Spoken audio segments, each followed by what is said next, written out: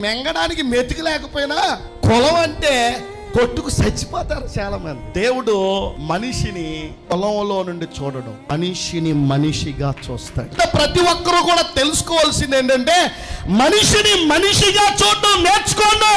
అమెరికాలో పుట్టినా, భారతదేశంలో పుట్టినా, ఎక్కడ పుట్టినా మనిషిని మనిషిగా చూడడం నేర్చుకో. మనిషిని మనిషిగా చూడడం నేర్చుకున్నప్పుడు మనిషికి విలువలు కూడా ఇవ్వడం నేర్చుకుంటారు. ఈ అర్థం పర్థం లేని ఈ కుల వివక్షతో మనుషుల మధ్య అంతరాలు పెరిగిపోయి ఒకరిని ఒకరు కొట్టుకునేలాగా, చంపుకునేలాగా, కించపరుచుకునేలాగా ఈ సమాజాన్ని ఎగజార్చినటువంటి పరిస్థితి కులం.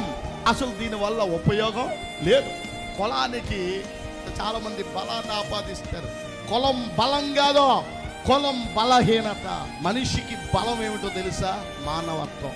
అంచేత యేసును నమ్ముకున్న ప్రతి ఒక్కరు కూడా నీవు మనుషుల్ని కులంలో చూడబాకు. ఈడు మావాడు, ఆడు మావాడు కాదు, ఆడు ఆలోడు, ఇలాగా సమాజాన్ని